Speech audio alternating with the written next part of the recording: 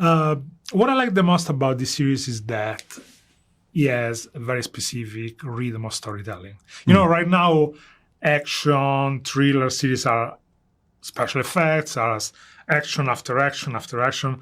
The Last Frontier takes its time to develop the characters, the relationships, the environment, which is a key thing for the series. So my first question is actually, how do you work in order to find the right pace of storytelling?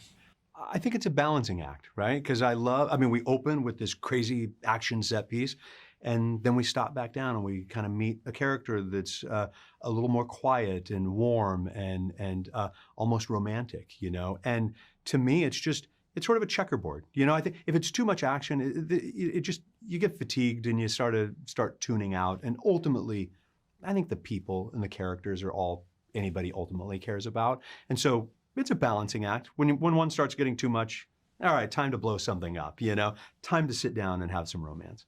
Absolutely. As I was saying, I think the environment is so important in The Last Frontier.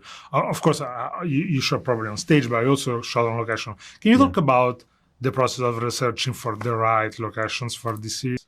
Yeah, well, look, we shot in Canada, and we shot all around from Montreal to Quebec City, Calgary, sometimes looking for snow, making sure we had the right environments.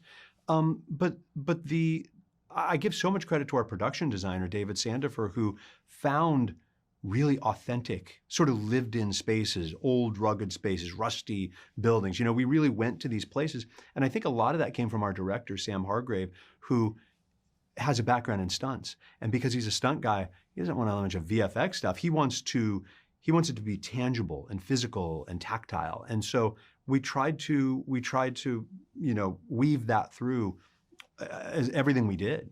I was thinking about the two of the three main characters. No, actually, even Frank is the same kind of character. So basically, in every episode, you get to discover a little bit more of Sydney, of Levi, and even of Frank. Yeah. So, which is the process in order to hold back in some way when you are going to write a character like this? How much to withhold and how much to reveal?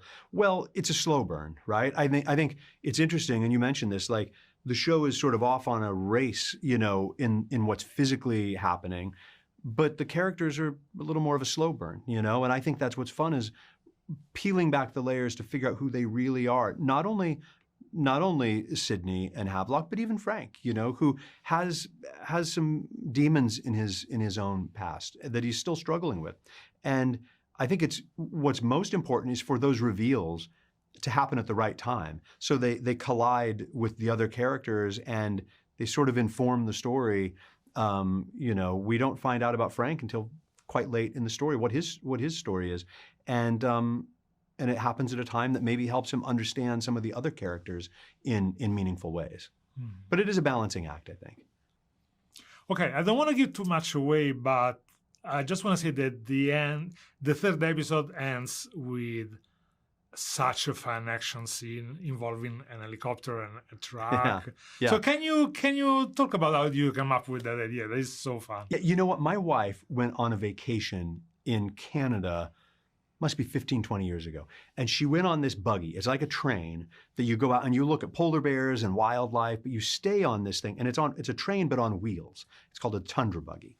And I was like, that'd be a good thriller. That'd be like the Orient Express, you know, but it's a polar version of it. So we built this machine and had a couple versions of it. They were out driving this thing around in the snow. I was worried they're going to roll it, you know, and it was just, it felt like a really fun, muscular, surprising, weird set piece, you know, and it's one that, again, we learn about our characters in. During that sequence, we learn more about Sydney and Havelock and the nature of their relationship. So hopefully each of these set pieces sort of informs the story and the characters as well. Oh, they do. They definitely do.